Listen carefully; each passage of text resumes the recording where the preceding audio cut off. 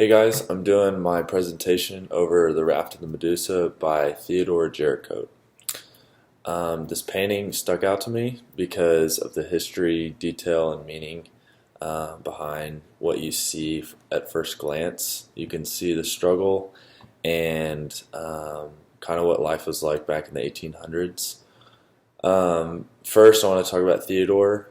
Theodore Jerichotte was a French painter that was born in 1726 of 1791, but only lived 33 years, dying in 1824 in Paris, France.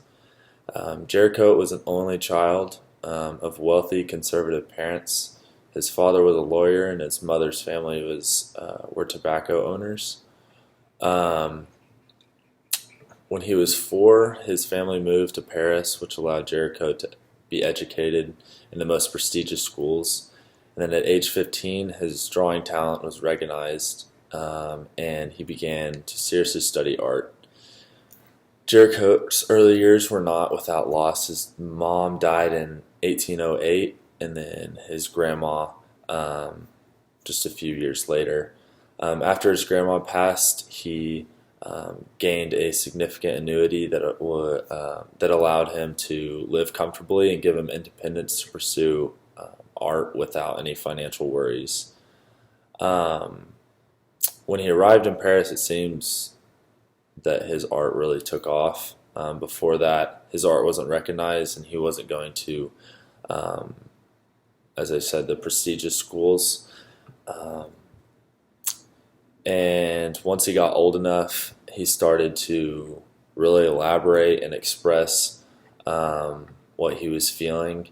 As an only child, he had a lot of struggle, and then with his mother passing at an early age, it was hard for him. Um, but during the 1800s, the French Revolution was on the back end, and it was what sparked many artists when piecing together their artwork.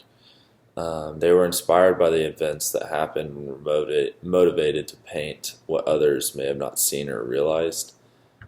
But Napoleon died in 1815, and after his death, a lot of painters weren't given the right to paint um, the French Revolution.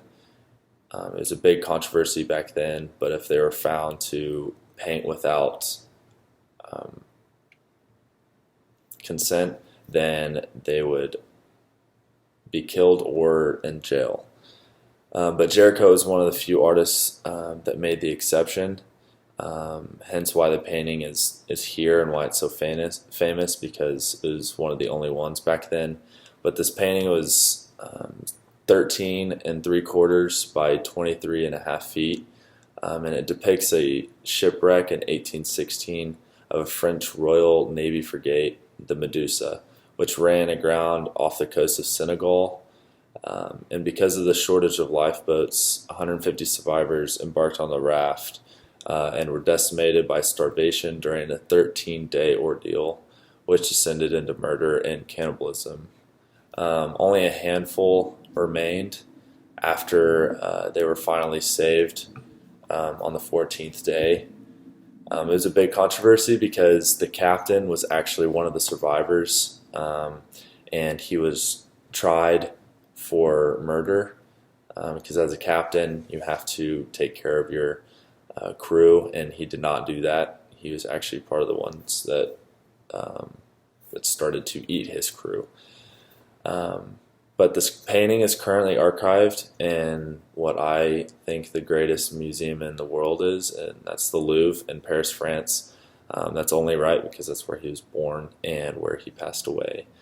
Um, so in the Louvre, it actually says, in quotes, indirect study for the painting in the Louvre, the only known example illustrating the scenes of cannibalism that occurred from the third day of drift. This drawing presents elements that will be found in the final version of the Raft of the Medusa.